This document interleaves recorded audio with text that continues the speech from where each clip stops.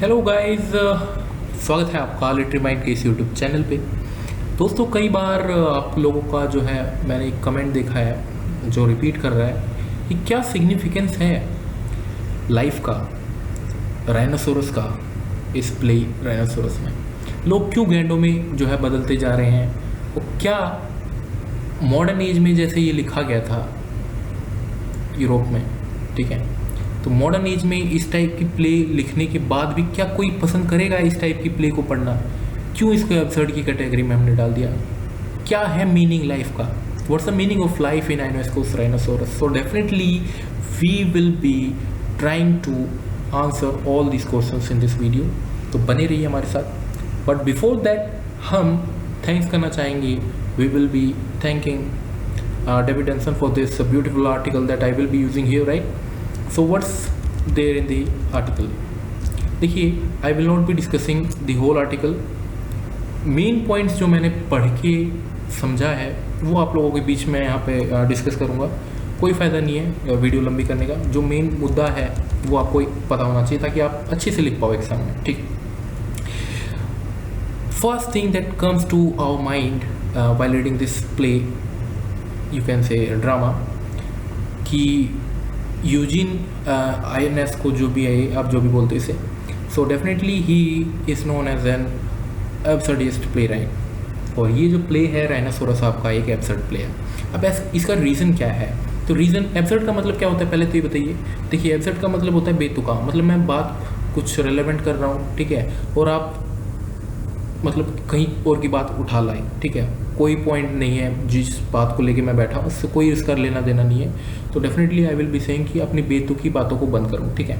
तो that is called absurd. तो modern society जहाँ डेवलप कर रही है, साइंस बढ़ रहा है, टेक्नोलॉजी बढ़ रही है, वहाँ पर मैं गैंडे की बात कर रहा हूँ कि सारे लोग गैंडे में बदलते जा रहे हैं। लोग क्यों पढ़ेंगे ऐसी प्ले को, या ऐसी नॉवेल्स को खरीद के लोग क्यों पढ़ेंगे? आपके माइंड में ये जरूर आया होगा पहली बात तो, ठीक है। तो इस चीज़ को समझने के लिए ही जो है कॉन्सेप्ट आप लगाइएगा एब्सर्ड वाला, एब्सर्डिटी। तो एब्सर्डिटी तो है इस प्ले में। कहाँ पे एब्सर्डिटी है कि लोग गैंडों में बदलते जा रहे हैं और कोई क्वेश्चन भी नहीं पूछ रहा है, कोई कुछ भी नहीं, ठीक है, गैंडे में बदलते जा रहे हैं। क्या लॉजिक है? क्या लॉजिक है ये? कोई भी गैंडे में बदल जाएगा, फायर डिपार्टमेंट आ रहा है फिर वो गैंडों को पकड़ेगा, क्या मतलब है स्टोरी का? तो it makes the story absurd, definitely it makes the story absurd. But कुछ और भी इससे निकल के आ रहा है। क्या? कि लाइफ भी ऐसी ही एब्सर्ड है हमारी। हम क्या कर रहे हैं? अब इसका रीज़न बताऊंगा क्यों। देखिए, मॉडर्न एज की अगर मैं बात करता हूँ तो already modern age has seen world war, ठीक है, उसके बाद इकोनॉमिक क्राइसिस, ग्रेट डिप्रेशन वगैरह, और इसके बाद टाइटैनिक का डूब जाना।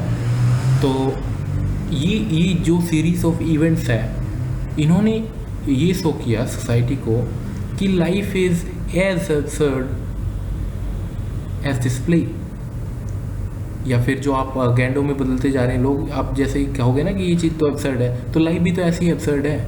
आप किसके लिए? चंद पैसों के लिए, चंद कागज़ के नोट्स के लिए आप अपनी जो है मतलब मेहनत करते हो पूरा दिन, ठीक है। तो don't you think that it is absurd, right? हमने ही तो बनाया ये सारा कॉन्सेप्ट पैसों का वगैरह का, जो भी है, ठीक है। तो ये कहीं ना कहीं ये शो करता है कि life is also as absurd as you think my place, ठीक है। पहला पॉइंट तो ये है कि आप मेरे अगर प्ले को कहते हो कि एब्सर्ड है, तो इससे पहले आप अपने खुद की लाइफ को ध्यान दीजिए। क्या वो एब्सर्ड नहीं है? आप किस चीज़ के लिए जी रहे हो? आपने खुद पैसे बनाए, आप खुद लोगों को डिसाइड कर रहे हो कि कौन गरीब है कौन अमीर है, पहला पॉइंट, ठीक है।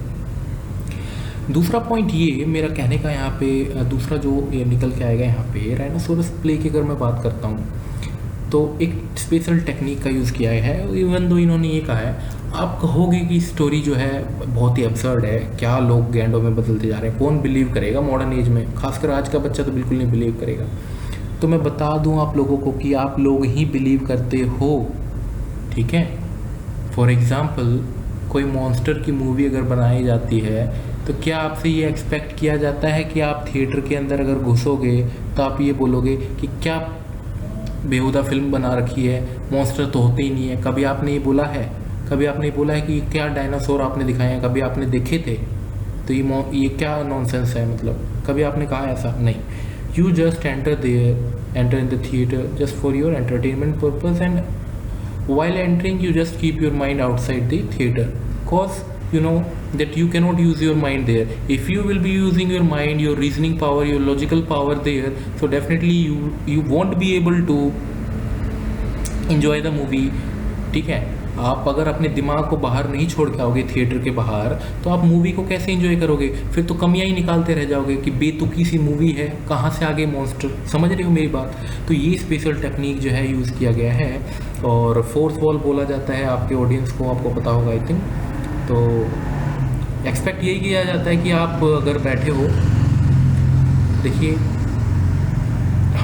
हाँ आप अगर बैठे हो तो आपसे ये एक्सपेक्ट किया जाता है कि आप अपने दिमाग को जो है बाहर छोड़ के आए हो, क्योंकि अगर नहीं छोड़ के आओगे आप, तो आप जो है पूरी की पूरी जो मूवी है उसको आप एंजॉय नहीं कर पाओगे।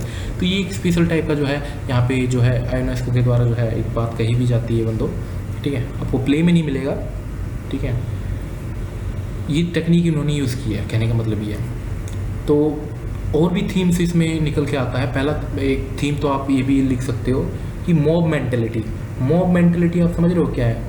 ये चीज़ें यहाँ पे नहीं है वैसे, बट मेन मुद्दा वही है। बाकी पॉइंट लिख सकते हो आप मॉब मेंटेलिटी का। एक थीम ये भी है, मॉब मेंटेलिटी होता है कि भेड़ चाल चलना, ठीक है। मान लो सब बीटेक कर रहे हैं, तो भाई सब बीटेक करो, क्या मतलब है इसका, ठीक है। मतलब बीए वालों की कोई डिमांड नहीं है, क्या बीए वालों को कोई रिस्पेक्ट नहीं है? समझ रहे हो मेरी बात? तो कहने का मतलब यही है कि mob mentality can also be seen in the play Rhinoceros. For example, everyone is just turning into a rhino. They are not using their logical power, their reasoning power, that what the hell it is happening in the city.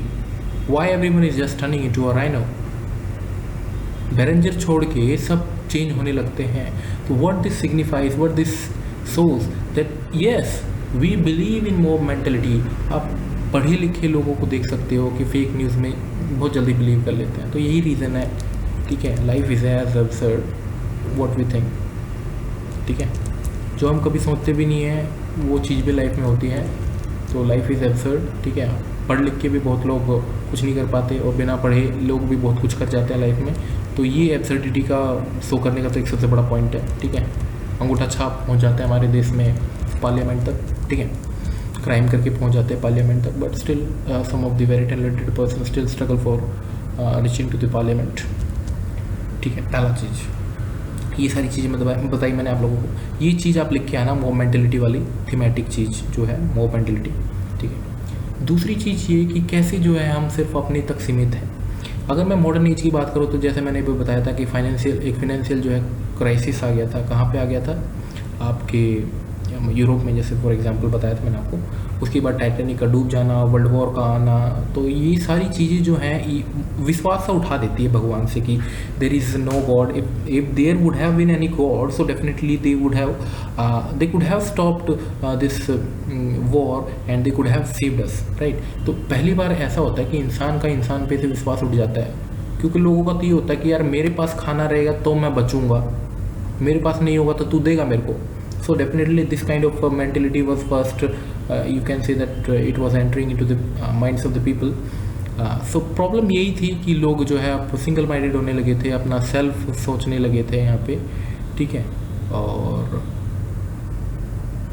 हाँ, तो यहाँ पे यही चीज़ देखी जा सकती है। अब आप कहोगे कि राइनोसोरस से कैसे लिंक होता है,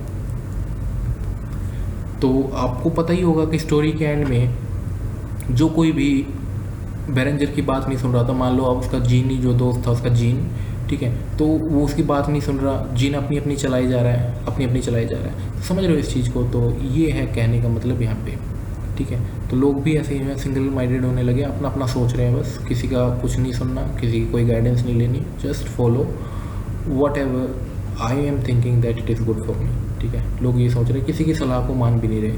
what the person in front of me is advising me, don't believe in it. तो ये चीज़ भी जो है देखी जा सकती थी। तो ये सारी चीज़ें थी इस पीडीएफ में, और भी बहुत सारी चीज़ें आप देख के पढ़ सकते हो उन्हें।